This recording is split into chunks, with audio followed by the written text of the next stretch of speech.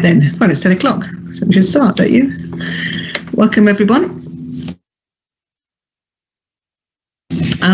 That before we start, that this is a meeting which is being live streamed onto our South West London CCG website, and that members of the public are able to send in live questions. And I think you said in my notes, Yvonne, that Govinda was going to keep an eye on those, but I can't see her on the call at the moment, so are you able to do that? Ian is on the call as well, so don't worry, Susan. Good, you've got it covered. Excellent.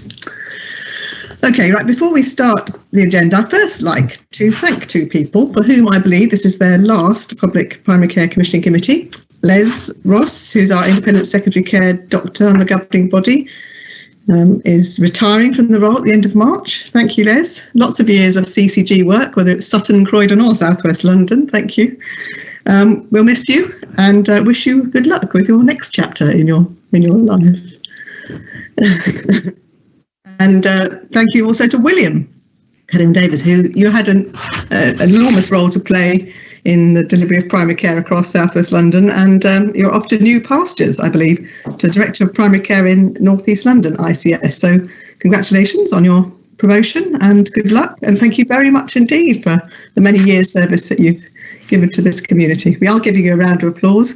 And, Thank you very much. it's not necessarily that obvious. Okay, great. Okay, right, back to the agenda. Welcome everybody again. Apologies. We've had one apology from Asiya Yunus, and but nobody else has given apologies. So hopefully everybody but Karen, I think actually, Karen Borton's sent her apologies. Then let's move on to declarations of interest. Chair Martin, can I just register Tonya Michaelides' apologies as well? I'm here to represent her today. Okay, welcome, Martin. Thank you. Sorry, does anybody else want to? I don't think, right, okay, lovely, thanks. So declarations of interest, those were all in the papers. Does anybody want to add or change anything given the agenda items? No, anything? Fine. Okay, then we'll move on. Minutes of the previous meeting held on the 18th of November, some time ago. Hope you've all had time to read them, and has anybody got any corrections they want made to the minutes? I'm just going to assume you're going to pipe up or show a hand, so I can't see everybody on the screen. Can I assume that we're okay with those and that we can sign those off? Right, thank you very much. There aren't any matters arising, we're just going to follow through. The next paper was the Chair's report, so that was a report summarising that meeting and any other meeting we've had in private since the 18th of November, and it went to the governing body, so it's just really a summary record of our meeting, so I wasn't going to open that up for questions. I think anything within that paper of import will probably come up within the agenda. So that was just for noting, unless anybody's got anything burning they wish to flag up with me. Good. I think Susan, there were the two questions that I don't know where you would want to deal with them, but one, the Integrated Care System Programme Board meeting this afternoon reminded me that ultimately the CCG will be going, and therefore there will be a need to transfer the functions of primary care commissioning such as they remain to that, and I wondered what kind of process was expected to happen around that and what thought had been given to it. And the other question was simply around the kind of ongoing role, if there is to be one, around the vaccination program and primary care networks. That's just those two questions. I don't mind where you deal with them. Okay, well, let's do the ICS one now and perhaps pick up the vaccination one when we do the annual contracting update.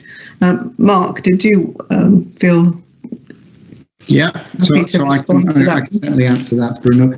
So you'll know that obviously the white paper becomes statute, is going through the process of becoming statute, but the ICSs would become a statutory organisation as of the 1st of April, and so therefore CCGs would cease as of the 31st of March. In South West London, a journey to a collective way of working and an integrated way of working was already in place, but what Karen Broughton has done is pull together a programme of work which ranges from workforce implications, finance and governance particularly, what is place. There's a place work stream as well. So there's 9 different domains in terms of the programme of work that's going on. In response to your question, one of those is governance. So how does the governance look going forward? And actually that group is just coming together with its SRO. So over the next few months, they will start to do the work about how ICS and how place governance all fits together. Does that answer you, Bruno? And that will cover the primary care commissioning. And that will also look at where our current committees, where their function sits. There is a piece of work going on at the moment which looks at, place, ICS, and then also provider collaboratives, and what are the functions of each of those bodies, what's the governance, how does it all link together. So we will be coming to what happens to the primary care committee functions and where do they sit. Yeah, I mean, thank you for that. That does answer the question. And in essence, it sounds like continuation of work which had sort of paused around about the start of the epidemic. So thank you for that. Yeah. And just to say that we are in a transition period, so a lot of the questions will be answered over the next kind of 13 months. Okay, thank you. John? Can I just ask a supplementary question there, in that case, Mark, about how the general governance stream will relate to the various place transition teams, which are also just starting, I think. So you're right in terms of the place transition teams are just being put together. I think one of the things that both the ICS and the place, what they need to do is make sure that the governance absolutely is, fit like a glove between the two. And that will be around actually delegated authorities, delegated responsibilities. All that needs to be worked through. So there isn't a kind of like, this is what it's going to look like yet. The transition teams and the ICS teams will be starting that piece of work, John, shortly. Right. Okay, thank you for that. Very helpful comments. Shall we move on then? So, William, I think you're going to take us through the annual contracting update. I'm hopeful that people have had time to read the paper. Perhaps you could just summarise its purpose and any key issues that you think we should be cited on. Thank you. Yeah, thanks, Chair. I just wanted to put for the committee just kind of all of the things that have we've done over the last year that have come through from NHS England into one paper, and that's what you've got there. So it's been split into three sections. Basically, kind of obviously with the COVID pandemic, a lot of the contractual kind of arrangements have changed and moved around a little while we've been going through it, and then through the first wave and then the second wave. So where services have been stood down or suspended, or again where practices haven't been able to operationalise some of those areas. So again, there are letters within that. I'm not going to go through them all, Chair, just because there are very, very many there. Obviously, during that pandemic time, obviously we still have had changes to the contract holders. So obviously retirements, doctors coming and going from point of view of the contracts. So there's a table within the document that sets out how many changes, etc. we've got there. Again, there's a kind of an end of year kind of communications, again, stuff that we've had to send out to practices, both locally and via the NHS England's kind of comms machinery, just to kind of really look at what an end of year process would look like for practices. And then the last section is really just around the kind of enhanced service guidance that has been given to us as a CCG to enact, but also allowing some local flexibility. So within the various sections, it's got all of the contractual elements within it, Chair. So again, is our reporting requirements again have been very light. So just for everybody's information, a lot of the reporting metrics were suspended via NHS England. So obviously there's an income protection for practices to carry on delivering BAU as well as the COVID programme, etc. But obviously, again, the financials weren't necessarily pinned to, as they previously were, around QOF or those areas. Again, the practices have carried on the QOF registers and doing those.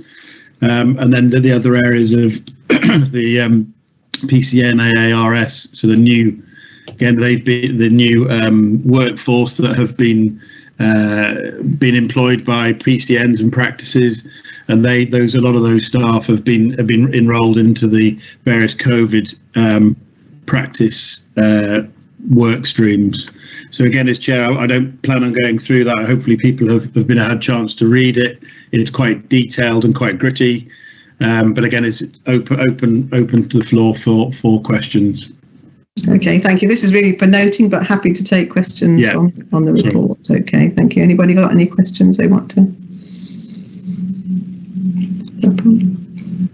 No, and it's been through so it's built up from the primary care management structures that sit within organisations, as well as the top-down directives that we've had as an organisation. Just summarising the sort of year's events really is that's very helpful oversight. Thank you, William. Doesn't look like there's any questions, so thank you for that. We'll just note that in the minutes. Right.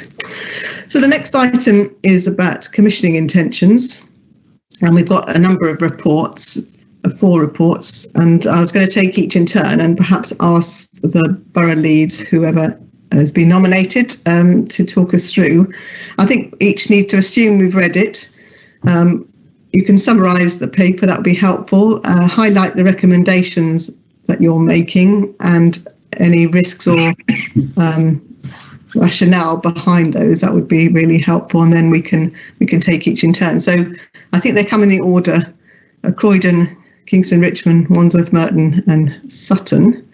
So perhaps we could start with Croydon.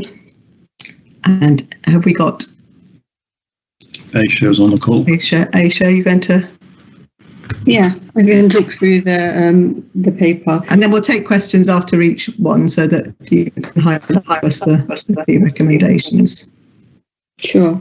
So in terms of the paper, it's asking for the current 17 LCS schemes that are delivered in Croydon to be rolled over for another financial year, with the existing specifications being taken into consideration for the next year as well. In year, if there is a review, then we'll work that through with our clinicians and together with our LMC colleagues as well, just if there's any things that need to be changed or standardised across South West London. So we'll put that caveat in. In terms of all of the funding and payment, etc., the recommendation is that it all will remain as is. The other element of the paper references the extended access hubs, and in Croydon we have 2 providers, AT Medics and the CGPC, which is our federation, and this paper references the CGCP element of the extended access hubs contract, and we need to extend for another year because, as members are probably aware, NHS England did say that from the 1st of April this year there would be a delivery model via PCNs, but that's been delayed to the next financial year now, and therefore we need to extend the current provision for another financial year while we continue those discussions with our PCN colleagues to work through how services will be provided in the next financial year. So the decision required from this committee is an approval to extend the extended access hub contracts for 6 months plus 6 months for CGPC. That's also been taken to the procurement working group and the finance committee, and we also would require for the locally contracted schemes to be extended for the next financial year as they currently are. Thank you. Helpful, comprehensive. Thank you very much, Aisha. Anybody got any questions for the Croydon proposal?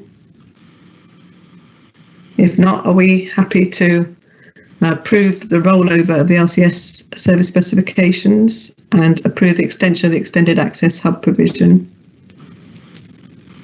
Mark and Liz, you okay? Good. Thank you very much, Aisha. Thank you very much. you. Ahmed, I think you're going to cover off Kingston and Richmond, is that right? Yes, thanks, Susan. I'll do Richmond and Kingston together if that's okay with the committee. Broadly, very similar to what Aisha has just described for Croydon. We have in the paper, it breaks down our locally commissioned services into 3 categories. The first category is our locally commissioned services. The second category included here, essentially for completeness, is our PMS premium, known as Kingston Medical Services in Kingston. We have no premium in Richmond, but also our 2 extended access contracts, which we hold with our federations in Richmond and Kingston. In terms of the LCSs, generally we are asking the committee's approval to roll over all of the LCSs on the same terms as 2021 into 21-22. The only exception with that is the phlebotomy specification in Richmond and Kingston, where we have commissioned a top-up service over and above the standard phlebotomy provision for a short-term period. And we are essentially working through locally plans on how we kind of recommission phlebotomy more broadly as a system from a transformational aspect. So we are looking at extending that time-limited service that we put in place for 6 months. And at the moment, we are just working through the finances with our local teams. But in terms of the provision of the actual contractual terms, we're asking that the committee to approve that on the normal specification for the full year, with the oversight that there may be an extension and a slight change within the year at month 6. With regard to the Kingston Medical Services contracts, again, it's a standard rollover for another year, same terms and conditions with no changes.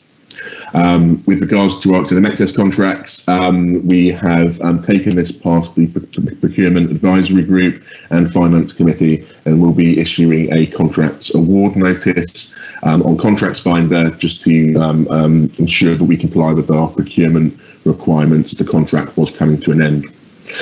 So just to recap then, we're looking for an extension essentially for all of the services except for the slight changes we're looking at doing to phlebotomy for all of 21-22, and that includes the extended access contracts as well.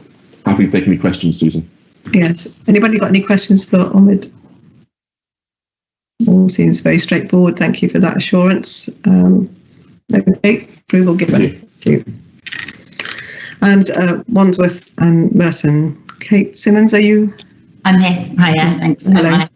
We're probably all on the same feedback really for most of them. I'll start with Merton just alphabetically. Merton have a number of primary care local incentive schemes that we have indicated on there that would require a rollover. It's probably worth noting that although they'll roll over as is with the current kind of specifications, we had previously begun to undertake a review of all our local incentive schemes throughout last year through the PCMG governance route.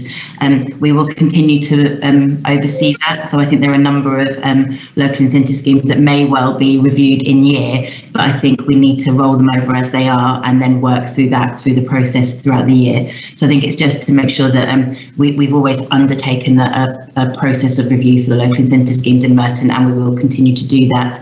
But the proposal at the moment is to roll over as they are and continue that process in year with the current funding and specifications that we have in place. That's both Merton and Wandsworth, so you've listed all the different services. Yeah, and I said just as for Wandsworth, probably the main thing to point out, most of our local incentive schemes are delivered through the Battersea Federation, so they sit within the MCP contract. So therefore that has an oversight, and they will continue to maintain those contracts within their internal contract.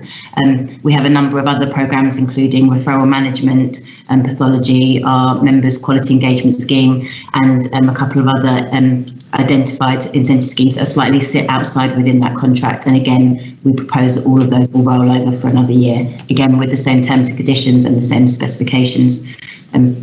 I just wanted to point out as well, when we're talking about the review of the local incentive schemes for Merton, I didn't want to flag that, as always, we will continue to keep the LMC involved in that process, and they are kind of a key partner in that review process. So it's just to make sure that everyone's aware that as we continue to work through what can be quite challenging at times when we're looking at reviewing incentive schemes, we do need to make sure that we involve the LMC, and we continue to do that. Okay, thank you. Anybody got any questions for Kate? No, we're happy to approve that. I think Nicola's got a question. Sorry, yes. You were at the top of my screen and then you disappeared. Hello. So sorry, I shouldn't really be asking this because I should probably know about Wandsworth. So prescribing incentive scheme isn't on that list. I think is that a deliberate omission? Is it being handled differently? Only that we're really concerned about prescribing costs, at the moment, and I think that would be a bit of an issue if we were doing it. I shouldn't think it'd be handled differently. It might just be an oversight because it doesn't sit directly within our directorate. So yeah, it would be handled in the same way as the contract rolling over as currently is. Yeah, I thought so. Thank you. Thanks for clarifying, Nicola. Sorry about that, Nicola. Thank you for flagging that. Mark, are we okay with supporting those? Thank you very much. Sian, are you covering of Sutton? Yes, and I've got issues with my Wi-Fi, so I'll see how I go. Tell me if I turn into a Dalek. So in Sutton, we gave notice in September of last year that we were reviewing 2 of our KPI specifications within the PMS contract. Those were for end-of-life care and for multidisciplinary team working for patients with complex needs. So we gave 6 months notice. We had a task and finish group who reviewed the service specification for those 2 items and agreed new service specifications with a group from PCN clinical directors, practice managers, practice nurses, and the LMC. So there isn't a financial consideration because the finances are staying the same. But in December 2020, the Primary Care Management Group approved those specifications. So the Primary Care Committee is asked to ratify the decision to change those KPIs. So it will be effective from the 1st of April. However, we've currently relaxed the requirements around reporting. It should be noted that we've always had an end-of-life care service specification. The new specification is just tightening up some of the reporting required. And the change to the MDT specification is the new way that practices have been working since the start of the pandemic, which is around community response teams. So it's a multidisciplinary way of working, looking at patients with complex needs and also care homes and residential homes. So the committee is asked to approve that we go forward with those specifications, noting that we're not currently asking practices to actually report against them. Okay. So do the other one as well. I'll do the other one. So locally commissioned services, all of our locally commissioned services were contracted till the 31st of March. We had hoped to review them in year, and because of the pandemic we haven't, so the request is to extend them for a further year, but we would look to review those service specifications in year to make any changes before the end of the financial year. Okay, so two recommendations to us. One, to ratify the decision of the local primary care management group to approve changes to the KPIs, and secondly, the extension of the LCS services. Anybody got any questions for Sean? Are we happy to approve? Okay. Can I just say, because all of you are going to be reviewing those services, I suppose it's just accepting extenuating circumstances. Let's hope this time next year when we're coming that you've been able to do that, and just to flag up that there aren't any risks, and that the services have actually been taken forward, and there's a plan in place, and maybe we could have sight of that plan going forward. That would be really helpful. Okay, thank you very much. That's great. All those are approved, and we can now move on to the next. Oh, Mark, you want to wave? Susan, could I just picking up just your comment there about they are all being reviewed. I think there is something about the sequencing as we come out of this COVID pandemic about reviewing our priorities collectively across Southwest London, so that when we are reviewing, we're then aligning them to what could be a new set of priorities, particularly around sort of the inequalities agenda, etc. So it's just about make sure that our priorities are reviewed, as before we then kind of review the LCSs and the LISs. So it's just a comment, really. And is that process clear how you're going to do that? Well, I think that's probably myself, Andy, and the leads to kind of have a conversation about how we might do that collectively. Okay. Right. Well, it'd be helpful to get some feedback on whatever that process is, Mark. Thank you. Bruno, you wanted to? You're on mute at the moment. Apologies. Yeah, there was my earlier question around the vaccination program and what happens when it gets through to the under 50s, because this will have some kind of impact on the, as Mark was saying, on what happens going forward, at least for this calendar year. Actually, your point about, just rehearse that question that you gave before, Bruno, about the vaccination. Yeah, so the issue is that the vaccination programme is possibly largely going to be going to a national driven thing with the under 50s, and that may or may not be as effective in relation to some of our communities within Richmond. And so there's a question as to the extent to which the kind of primary care network role in the vaccination programme will continue on through the under 50s. Nicola, did you want to comment on that? Yes, I was going to come in on the prior question actually, but just on this. So currently primary care networks are being asked this very week to respond by the end of the week to tell us what, and this is a national ask of all primary care networks, to what extent they're able to continue into the under 50s cohorts. And the answer I think will vary between networks and between boroughs. So we're right in the middle of that. They have to respond, and we'll probably know the answers by the end of today, won't we? But we have to respond to national by Friday. And that will help us to determine what the pattern of delivery over the coming weeks will be for future first doses. So really great question. We haven't got a final answer at the moment, but what we will do is make sure that we coordinate that to ensure that patients get a choice of where they want to go, because I think that's really important in uptake, and that with that and separately, we're going to be making sure that in each borough we've got a coordinated approach working between primary care local authorities and the primary care teams to ensure that we're looking at the communities where we know that uptake is not so great, and we're all in the process of doing that right now. There's lots of work already gone on. It's not already happening, but we're looking at a kind of giving it some new approaches and new energy. So Nicola, you wanted to cover something else off in. So if Les is asking about the vaccine, do you want to carry on that theme first? Les is, no, I'm not. Okay.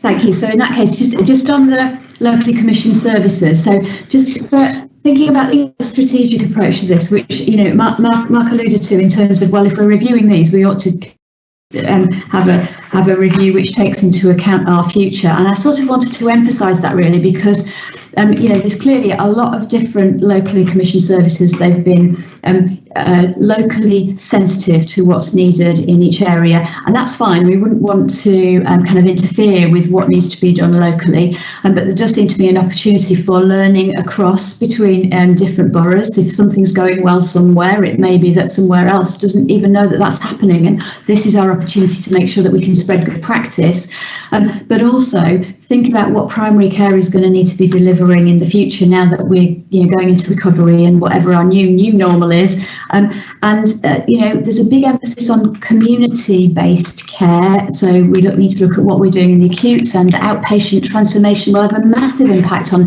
general practice and how we need to work. So I think there's something very important about how we use the entirety of this resource to get the right kind of general practice. That's very helpful. Thank you, Nicola. Les, you wanted to ask a question? Well, yeah, it was just partly to comment on Mark's comment about sequencing how these contracts are reviewed, because as Neil will know, we went through a massive number of tender waivers recently, and there was concern that they're all going to stack up and come back at the same time. And so I think it is important to have a sequence for how these are looked at, and quality impact assessments properly done on them, so we know what's going on. And if they're going to be all brought together under South West London, then so that they don't all land exactly at the same time again, because I think it has been quite interesting and difficult being landed with 50 or 60 tender waivers at the same time, and we get very little real information about them, and I have to approve them at the Finance Committee. Thank you, Les. That's a helpful feedback. Okay, right. Okay, so we move on to the next item. We've got a paper around contractual remedial breach notices. Is Paul here to do that, or is William you doing it? Paul's going to do that. Hello, Hi, Paul. thank you. Hi. So just to give you a brief summary on the paper. So prior to the start of the pandemic, there are a few practices across South West London who have been served remedial notices following the outcome of CQC inspections where contractual concerns have been identified. So due to the pandemic, CQC inspections were stopped, which meant that the CQC ratings could not be changed, and the outstanding remedial notice could not be lifted. We've currently got 9 practices across South West London with the CQC related remedial notice still in place at the moment. So the committee are asked to approve a temporary change to the current process as adopted elsewhere in London in order to lift some of the remedial notices where there are no further contractual concerns. So as you'll see on the paper, there are 6 practices rated requires improvement who have submitted action plans and where we have no further concerns. So we're hoping to be able to lift those remedial notices, obviously with the caveat that once the CQC are able to re-inspect again, if any further concerns are identified, then further action may be taken. However, we do have 3 practices that were rated requires improvements, 1 in Croydon and 2 in Merton, where we have a history of concerns. So we're looking to keep these remedial notices in place with some continued monitoring here. So, for example, Croydon had some ongoing concerns relating to their well-led domain, so that just requires some continued monitoring and support from the borough team. And then the first practice in Merton just requires some further follow-up on their action plan, just for assurances that the issues have been addressed. And the second Merton practice, we've had some continued concerns around their well-led domain.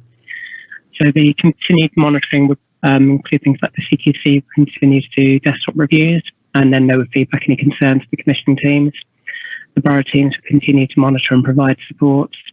And just with regards to the second Merton practice there, we would continue to follow up with the practice with an action plan, just focusing on any concerns mainly related to their well-led domain, just for assurance that they've addressed those concerns.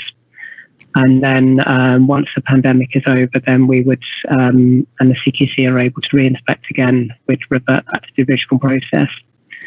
So this paper is just to ask the committee's approval for this temporary change, so we can actually go ahead and lift some of these remedial notices that we have in place at the moment. Okay, thanks. Has anybody got any questions for Paul on the paper? There's not any observations, no. It all seems very helpful and sensible, and the assurance that you've got from you and the borough teams that these are still in your sight, these practices, that you've got a process of monitoring, some more rigorously than others. It seems that we're happy to support your recommendations and give that approval. So presumably the CQC, do they have any voice in this conversation? Do they need to be informed that this is what you're doing, or is that going to be a problem, Paul? Neil? Sorry, Paul, do you want to answer that? I think just going to comment on that. Okay, Neil, carry on then. It was really just to say, how would we reflect this within the risk register? Because I'm assuming it would need to be logged somewhere.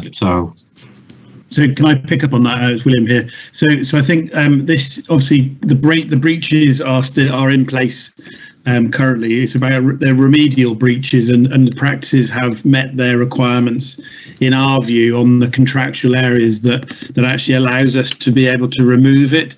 But part of the London operating model, that we actually, within the structure of that, the only way to be able to deem to do that would be to have a visit from CQC. Well, obviously CQC haven't been visiting for the last 12 months, but CQC are happy with what has been sent to them and to us and are content in that respect.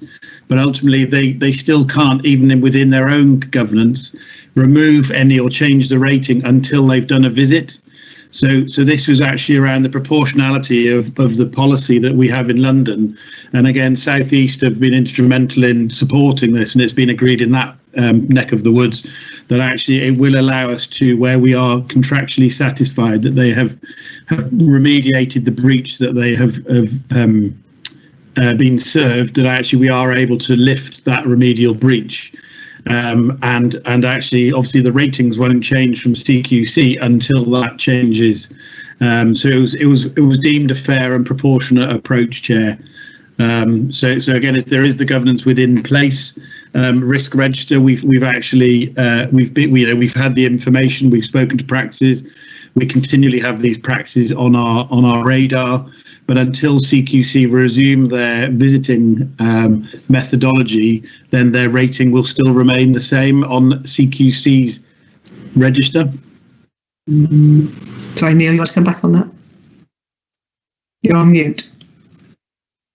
Apologies.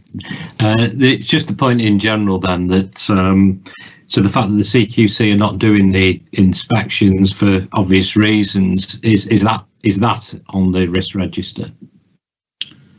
We can put it onto the risk register. Obviously, it's around CQC's visiting that potentially isn't within our control, but we still have local control around the contracts and the maintenance and the monitoring and management of the contracts locally. So it kind of, they are the regulators. But yeah, Mark, I think you've got your hand up.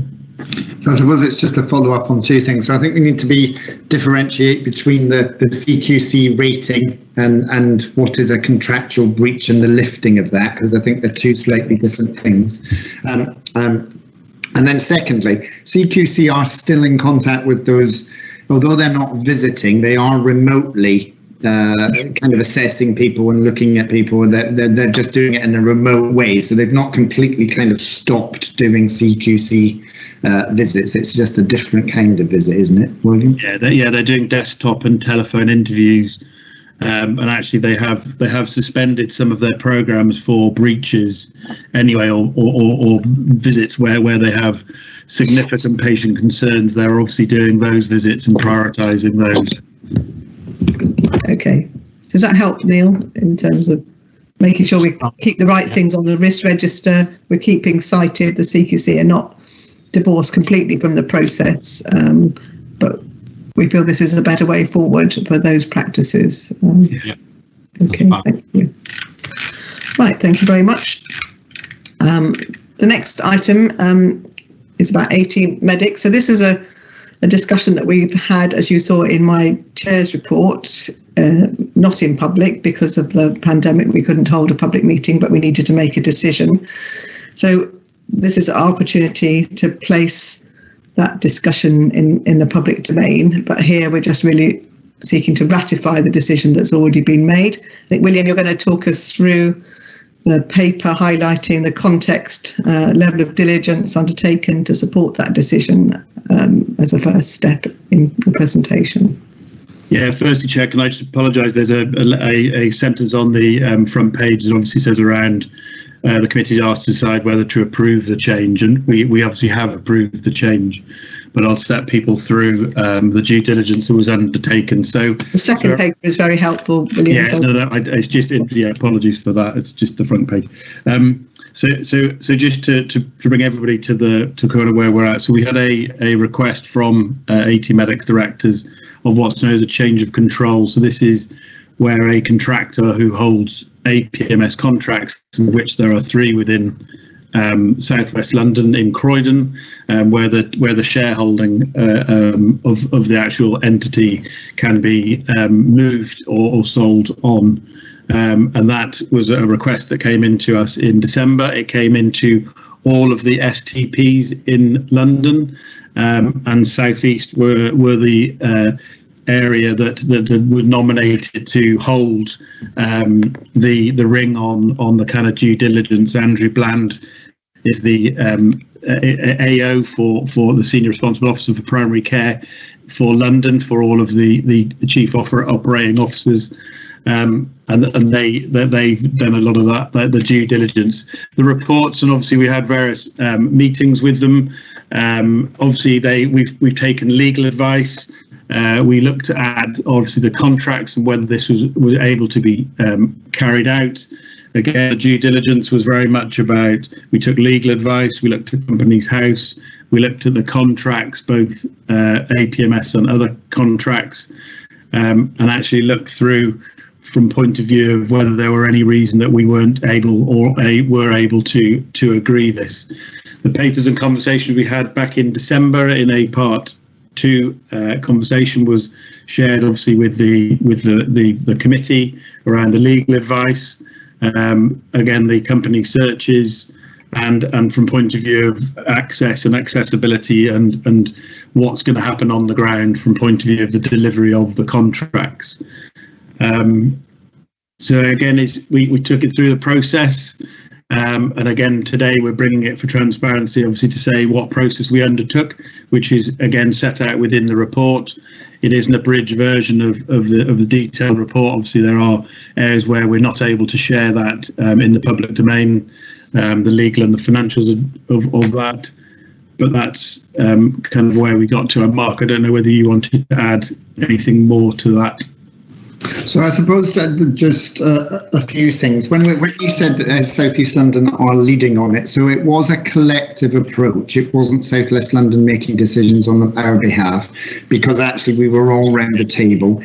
We all sought the legal advice. We did this consistently across the board, as well as the due diligence. And the due diligence was, was independent due diligence, so that it was completely above board. The outcome of that was that there was no reason for us to contest the consent, and that is the contractual reality of the request. So it was just to make it clear that although South East London were leading, it was a collective approach across London. Yeah, apologies, thank you. Yeah.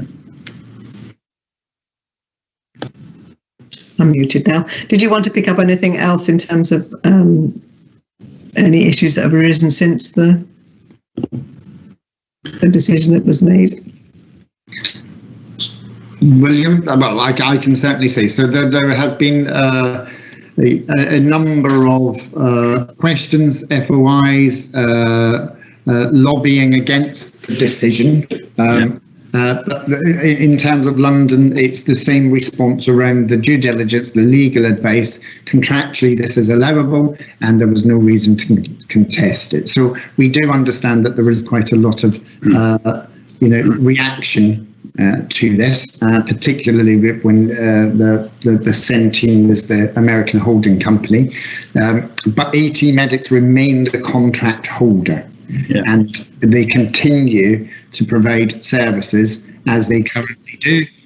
to their patients. So the key thing here is that patients shouldn't see any difference whatsoever. Yeah. Okay. John, you wanted to ask a question? Yes, it's about that point precisely. I mean, thank you for the clarification that essentially the CCG was left with no real alternative but to approve this change. I mean, I'm bound to say that from a patient's point of view, the lack of patient and stakeholder engagement about something that looks relatively important is a bit surprising, and perhaps you might have something a bit more to say about that. But specifically on the contracts and the quality of the service, how will that be measured? Is there any other change? What sort of data will you be using to assess the practices, and the service they're providing? Okay. We take. Sorry, Sue, if I wouldn't mind, can I just be a bit? It's about is because in the paper there's a reference to the change of ownership bringing about a best of both worlds, as it were, both in terms of organisational resilience and combined expertise. Perhaps it would be helpful to say a little bit about that. Thank you. Okay, Bruno, what's your question? Because maybe there's a connection here, is there? Yeah, I just wanted to say basically that obviously I'm also involved in a North West London CCG board, and obviously we went through the governance process there. Unfortunately, it was possible to hold a primary care commissioning meeting in public. So I have no concerns whatsoever at all about the decision itself. It was necessary. There is the wider political dimension, which is, I think, related to the kind of consolidation which you've seen in the healthcare sector, and I think to some extent which the integrated care system may help with, because it may help NHS organisations to strengthen within partnerships in a way which would not otherwise necessarily be possible. Okay, so Mark, William, Nicola, did you want to comment before? Yeah, so in response to John's concerns really about the performance management, contractual management, so this will be the same as for all of the general practices. And that's the nature of the APMS contract really. So the question of ownership is separate, I think, to how that contract is managed, which has to be the same as we manage all of it. And practices that need support will get support, and practices that need closer involvement will get closer involvement, and ones that are doing well, then we'll congratulate them. It's sort of the same really. Okay, thank you, Nicola. William. Yeah, just on that point, there obviously an APMS contract obviously again has those key indicators that are regularly reported on, and AT Medics is a high performing contract holder and practice, and obviously we will be able to monitor that. And obviously you do get those where obviously this year you haven't got a report on the KPIs and the performance, because obviously a lot of those unfortunately this year because of COVID have had to be stood down, but normally there's a triangulation of all of that information that then is presented back around good performance, bad performance, that actually comes out in that report. Okay, so today, obviously, we're just here to ratify this decision and to put it in the public domain. Can I assume that we're happy that we can continue to ratify it? Thank you very much. The last item, I think, or is it the primary care policy guidance manual? I'm assuming this is really just for noting, unless anybody's got any. Let's talk about it a lot. Is that a good cure for insomnia? Take lead then, Nicola. What would you like to say about this? Dr. Jones says a good cure for insomnia. I'm sure it's very important for referencing, and it's important that it's updated regularly, and that we acknowledge that. So I think, Chair, is just again good governance where NHS England have changed their policies that we have to enact as a CCG. So it's again putting it out there really. And it doesn't have any major ramifications for the way that we're operating it, hopefully in helps rather than hinders, does it? There are areas within it, Chair, that are listed out from point of view of actually that I think help iron out some of the guidance that NHS England puts out there. But again, not masses of changes, but and Paul's helpfully pulled out the areas of changes within that. It's just keeping up with the legislation, Chair. Thank you. Right. Apart from that, I think the only other item is any other business, and it would be helpful if, when we get back into the rhythm of public meetings, perhaps people would highlight those before the meeting. But I can see no one's desperate to extend the meeting any further. Sorry? Was Jamie waving his hand or not? No, sorry. No. Okay, right. So our next meeting is booked for the 16th of June. And we're assuming that we're still going to be on Teams, unless something miraculous happens with the data and the dates change. But thank you very much, everybody, for your kind attention and input. And if I don't see you before, see you on the 16th of June. Okay. For those with part 2, we'll meet again in 10 minutes, if that's all right. Thank you. Thanks, Chair. Thanks, Chair. Thanks. Bye. Thanks. Bye.